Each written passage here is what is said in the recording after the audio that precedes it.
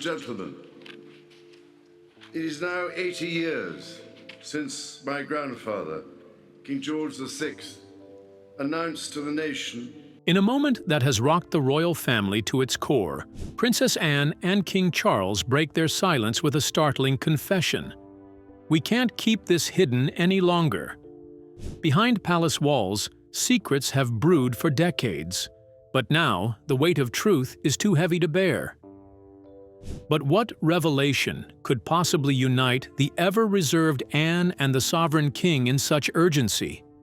From whispered scandals to royal responsibility, this moment changes everything. Let's find out, because this royal truth bomb is about to explode. The love triangle that shaped a dynasty. Long before Queen Camilla stepped into the royal spotlight, another intriguing royal connection was taking shape, one that very few outside palace circles truly noticed. It wasn't between a prince and a fair maiden, but between the ever-practical Princess Anne and a dashing army officer, Andrew Parker Bowles. Back in the early 1970s, the two were more than just friends. They shared a deep connection, and whispers around the palace hinted at a romance that might have blossomed into something lasting. Some even say their bond was as passionate as it was genuine. But this budding relationship took a sudden turn, not because of royal scandal or family disapproval in the usual dramatic fashion, but because of something far less talked about: religion. Andrew was a devout Catholic, and royal tradition at the time strongly discouraged such unions. A Protestant princess marrying a Catholic was simply off-limits in the eyes of the monarchy. And so, with quiet hearts and perhaps unspoken regrets, Anne and Andrew went their separate ways. Camilla Shand, a name that would later dominate headlines, but back then was simply a young woman with strong ties to the same social circle. After his romance with Anne ended, Andrew found his way back to Camilla, rekindling a connection they had shared before. In 1973, they got married, and Camilla became Mrs. Parker Bowles. But the romantic web didn't stop spinning there. While Princess Anne had once been close to Andrew, her brother, the young Prince Charles, had fallen head over heels for Camilla. Their connection was instant and intense. But royal duty has a way of meddling in matters of the heart. The expectations placed on Charles by the crown, combined with the public and political pressures of the time, forced the young prince to step back. And in that space of distance and duty, Camilla committed to a different life, one that saw her marrying Anne's former flame. Fast forward through years of royal marriages, public heartbreaks, and private tension, Princess Anne remained steadfast in her role, always dependable, always focused. She became known as the hardest-working royal, someone who quietly carried out her responsibilities with little fuss. Meanwhile, Charles married Lady Diana Spencer, but their story was far from a fairy tale. Following Diana's tragic death in 1997, and after many years of public and private speculation, Charles and Camilla eventually reunited, this time for good. They married in 2005, and over time, Camilla transitioned from controversial figure to queen consort. What once began as a set of quietly entangled relationships among four young people has now transformed into a polished narrative of royal duty and endurance. But beneath the surface of formal titles and public appearances, traces of those old romances linger. The past has not been forgotten. It's simply been reshaped into the present, wrapped in royal protocol, and rebranded as history. It's a story of love lost, love found, and love complicated by crown and country. Let's dive into Princess Anne's doggedness that earned her the title of the most hardworking royal. Protocol, power, and a stiff upper lip. Princess Anne has always been the quiet force within the British royal family, a woman of duty, discipline, and deep loyalty. While others have been swept up in headlines and scandals, Anne has remained unshaken, focused on her royal responsibilities with little interest in drama. Her reputation as the monarchy's no-nonsense backbone isn't just a label. It's a legacy she has built over decades of unwavering service. So when her older brother Charles finally married Camilla Parker Bowles in 2005, after years of controversy, tabloid whispers, and public disapproval, Anne didn't cause a scene. True to her character, she remained calm, collected, and composed. But that didn't mean she was thrilled about the union. It wasn't just that Camilla had been the subject of public scandal or that her relationship with Charles had caused heartache within the family. For Anne, the situation was even more personal. Camilla had once been married to Andrew Parker Bowles, who also happened to be one of Anne's past romantic interests. That tangled history was impossible to ignore. Add to that the fact that Camilla and Charles' relationship had, in many eyes, shaken the very foundation of royal tradition. And it's no surprise that Anne approached the situation with emotional distance. There were no angry interviews or dramatic public scenes. Princess Anne didn't speak ill of Camilla, nor did she attempt to sabotage the relationship. But those close to the royal family observed a quiet chill in the air whenever the two women were in the same room. They didn't clash openly, but they certainly didn't blend naturally either. Anne, known for her strict sense of royal duty and traditional views, found herself face-to-face with Camilla's more relaxed, modern take on life inside the palace. Camilla seemed comfortable breaking away from the rigid expectations that Anne had always followed without question. That difference in mindset was subtle, but powerful. One moment, in particular, seemed to reveal just how deep Anne's feelings ran.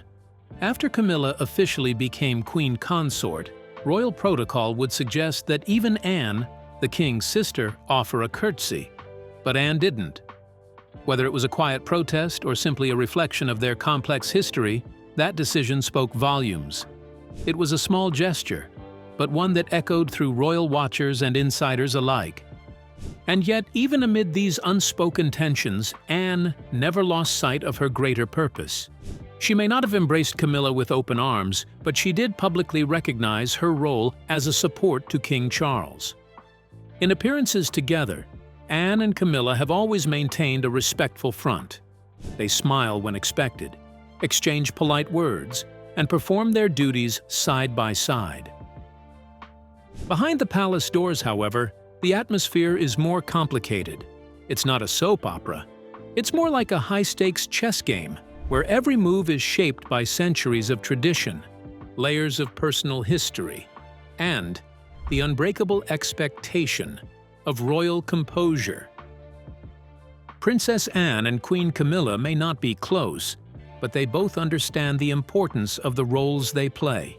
In a world where image matters and every glance can make headlines, their story is one of quiet tension, hidden strength, and the delicate balance between personal feelings and public responsibility. Let's dig into Camilla's quest for acceptance amidst Anne's unyielding dutifulness. The crown's crucible. In the quiet and dimly lit corridors of the royal palace, an important and emotionally charged meeting was taking place, one that pulled back the curtain on the deep and often hidden tensions within the monarchy. At the center of this intense discussion stood Princess Anne, a woman admired for her lifelong dedication to royal duties and her no-nonsense, straight-talking attitude. Anne spoke up with firmness and clarity, raising questions about Queen Camilla's position within the royal household. She wasn't attacking Camilla personally, but rather she expressed a powerful belief that a queen consort must do more than wear a crown. She must work tirelessly, serve the people selflessly, and earn their respect through consistent effort. In Anne's eyes, royalty meant responsibility, not just recognition. Her words, although calm and measured, carried the weight of years of silent observation and commitment. Anne wasn't trying to stir trouble. She was defending a legacy. To her, being royal wasn't about popularity or image. It was about purpose, discipline, and public service. Queen Camilla, on the other hand, listened with composure. For years, she had been rebuilding her image after stepping into the royal spotlight during one of the most difficult chapters in British royal history, the time following the tragic death of Princess Diana. Back then, Camilla was widely seen as an outsider, even a controversial figure. Since then, she has made genuine efforts to contribute through charity work and public appearances, steadily trying to change the public's perception of her. Yet despite all her efforts, full acceptance remained just out of reach. The shadow of the past still loomed large. In comparison to Anne, whose record of tireless service and quiet resilience had earned her great respect, Camilla still seemed, in some people's eyes, like she was trying to prove herself. But this tense moment between two royal women wasn't just about their individual roles. It reflected something much larger, a tug-of-war between tradition and change. Princess Anne stood for the old ways, the idea that royalty is about duty, structure, and preserving age-old values. She believed in a monarchy built on sacrifice and unshakable principles. Camilla, by contrast, represented the complex path of transformation. Her journey into the heart of the royal family was not straightforward. It was filled with public judgment, emotional trials, and years of effort to move from scandal to acceptance. She was the face of a monarchy trying to modernize, more relatable perhaps, but also more vulnerable. This meeting wasn't just another royal conversation. It was a symbol of the monarchy's internal battle to find its place in the modern world. Can centuries-old traditions live side by side with today's demands for transparency, relatability, and emotional intelligence? Can someone like Camilla, who didn't begin her royal journey with public favor, ever truly be embraced as a queen consort in the same way as those born into their roles? These questions hung in the air long after the meeting ended. Princess Anne, ever faithful to her role, left the room with her usual quiet dignity. Camilla, poised, but perhaps pensive, remained, carrying with her the unspoken weight of expectations and the pressure to continue proving herself. In that quiet palace room, a new chapter of royal reckoning was quietly being written. It was no longer just about who wore which title. It was about how the royal family would define itself for future generations. Would it cling to its proud traditions or allow room for new faces and new stories, even if they came with complicated pasts? The answer, it seems, lies somewhere in the space between Anne's unwavering loyalty to duty and Camilla's complicated quest for acceptance. And in that delicate space, the future of the monarchy continues to unfold. One honest conversation at a time. Let's take a brief look at the bond between King Charles and Princess Anne, which is likely one of the factors influencing how she views Camilla. The unbreakable connection between Charles and Anne. Just 21 months apart in age, King Charles and Princess Anne have always shared a remarkably close bond. The kind only siblings who grow up side by side can understand. Their early years were spent together within the grand walls of Buckingham Palace, a childhood shaped more by each other's company than by that of their often traveling royal parents. While their world was filled with royal duties and tradition, their relationship has always been grounded in something refreshingly ordinary, a genuine friendship. Even now, their connection hasn't faded. Instead, it seems to have grown stronger with time. From playful moments in their younger days to heartfelt displays of support. In recent years, Charles and Anne have shown the world that sibling love can weather the decades and the pressures of royalty. Though royal life demands a certain seriousness, Charles and Anne haven't lost their sense of humor. In fact, they still enjoy light-hearted moments that hint at the affection they've always had for one another. A perfect example came during the celebrations of Charles's coronation. In the BBC documentary Charles III, The Coronation Year, viewers were treated to a candid and touching scene. As Anne made her way through the corridors of Buckingham Palace, just before the royal family's iconic appearance on the balcony, she spotted her brother and called out to him with a grin, "Hello, old bean!" The nickname was unexpected, charming, and deeply personal.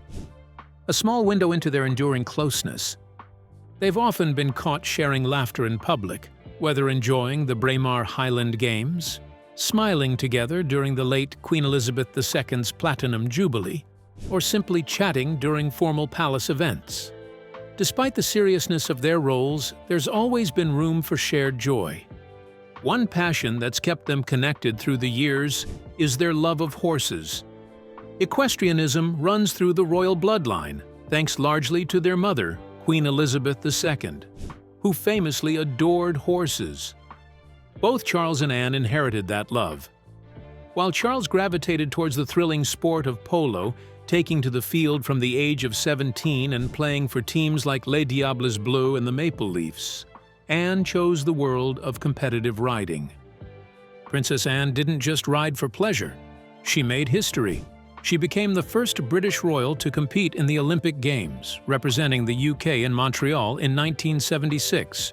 She also collected medals in the European three-day event championships, proving her determination and skill in a demanding sport. Anne's daughter, Zara Tindall, also an accomplished equestrian, once remarked in an interview, "There's always horse conversation going on. Our horses are part of the family." Clearly, the passion has passed through generations. Even as Charles stepped back from polo in 2005 after 4 decades of playing, the bond between the royal siblings remained, with another shared interest keeping them connected: gardening. As children at Buckingham Palace, they found joy in the soil, tending to plants and finding peace among nature. It's a hobby that stuck with them into adulthood, offering another way to stay grounded despite their elevated roles. At the coronation, she was given the honor of serving as the Gold Stick in Waiting, a historic role traditionally assigned to a loyal protector of the monarch. But for Anne, it wasn't just duty, it was family, it was love. And it was yet another sign of the deep, unshakable bond between the brother and sister who, from childhood to crown, have always stood by each other. Despite not being on the same page with Camilla, Anne still observes full protocols towards the Queen. Let's delve into the details of one of such instances: Princess Anne's royal etiquette. In a world governed by centuries-old traditions and finely tuned customs, even the smallest gestures can speak volumes. That's exactly what happened on a rather special day, Wednesday, November 20th, when Princess Anne and Queen Camilla made a rare public appearance together. It wasn't just another royal outing. It was a moment where respect, protocol, and sisterly elegance quietly danced in harmony. The occasion? A grand event at the University of London. Princess Anne, who at 74 continues to serve with remarkable dedication, holds the position of Chancellor of the University. She was there to do something deeply meaningful: award an honorary doctorate of literature to Queen Camilla, aged 77. The honor recognized the Queen's long-standing passion and tireless efforts in promoting reading and literature across the nation. But the moment that truly captured the public's imagination didn't take place on stage or in a speech. Instead, it unfolded quietly, just as the two women were about to enter a room where they would meet the other 4 distinguished recipients of the honorary degrees. As they arrived, Queen Camilla, ever gracious, turned to her sister-in-law and offered a courteous gesture. "Please, go ahead." She invited Princess Anne to enter first, ahead of her. It might seem like a simple act of politeness between two women. But for the British royal family, every step and turn is guided by tradition, especially when it comes to who walks first. Princess Anne, often referred to as the most hard-working member of the royal family and deeply rooted in tradition, knew exactly what to do. She smiled warmly, nodded respectfully, and gently declined the offer. With a quiet but firm grace, she insisted that Queen Camilla go ahead. Why? because even though Anne was born royale, the order of precedence, the official ranking that determines the importance of royals during formal events, places Queen Camilla higher. As the wife of King Charles III and the current Queen Consort, Camilla holds a position that outranks Anne's, despite Anne being the only daughter of the late Queen Elizabeth II and Prince Philip. According to royal experts and reports from the Daily Express, this moment was a perfect example of how seriously Princess Anne takes royal protocol. Her refusal wasn't about ego or rivalry. It was about respecting the system, the monarchy, and the roles each of them play in public life. The concept of order of precedence might sound old-fashioned, but in royal circles, it's a kind of silent rule book. A hierarchy based on role, not necessarily relationship. It governs everything from how royals line up at state banquets to who enters a room first. And even in a private gesture like this, Princess Anne's subtle adherence reminded everyone just how much tradition still matters. Yet, beyond protocol, this moment also told a story of mutual respect and sisterly warmth. It wasn't a power play, nor a cold exchange. There was kindness in Camilla's offer and grace in Anne's refusal. It was a tiny scene, but a meaningful one, between two women who have navigated royal life from very different starting points, yet now walk side by side in service to the crown. In the end, Queen Camilla stepped into the room first, not because she insisted, but because Princess Anne, ever the dignified royal, knew her place in the grand, centuries-old tapestry of royal tradition, and embraced it with quiet poise. It seems Anne is not the only one who might have seemed to have had enough of Camilla's royal presence. Kate seems to be on the same table. Let's find out what went on between Kate and Camilla. The silent struggle, Camilla and Catherine's battle for public favor. Alongside the complex dynamics within the royal family, another layer of quiet yet noticeable tension simmered, this time between Queen Camilla and Princess Catherine. It wasn't the kind of open feud that makes headlines, but rather an undercurrent, a subtle rivalry that occasionally flickered behind their formal smiles and public handshakes. Princess Catherine, formerly known as Kate Middleton, rose in public admiration like a star on a clear night. Her story was something people could connect with, a commoner turned princess, stepping gracefully into one of the most scrutinized roles in the world. Her warmth, elegance, and strong sense of duty quickly won hearts. She became a symbol of modern royalty, not because of flashy displays or scandalous stories, but because of how deeply people felt she understood them. Her work, especially around mental health awareness and the development of young children, showed a woman genuinely committed to making a difference. And her marriage to Prince William, the beloved son of the late Princess Diana, only added to her fairy tale image. The media adored her. The public admired her. She was the people's princess for a new generation. Queen Camilla, on the other hand, had a more complicated path. Though now firmly part of the royal establishment and carrying out her duties with poise, her past lingered like a shadow that refused to fade. For many, her name was still linked to the painful end of the fairy tale that was Charles and Diana. No matter how much time passed or how many royal engagements she attended, that history stayed close behind her. While she had worked hard, quietly and consistently, to earn respect and play her role with dignity, the comparisons with Catherine were both constant and unfair. Despite this, public appearances between the two women told a different story. They smiled side by side, attended events together, and shared polite exchanges that suggested unity. But anyone looking closer could sense the quiet tug of war. It wasn't a battle of words, but of presence. Camilla, who had once been the woman in the shadows, now stood as queen consort. And yet, despite her elevated title, it was Catherine who often stole the spotlight.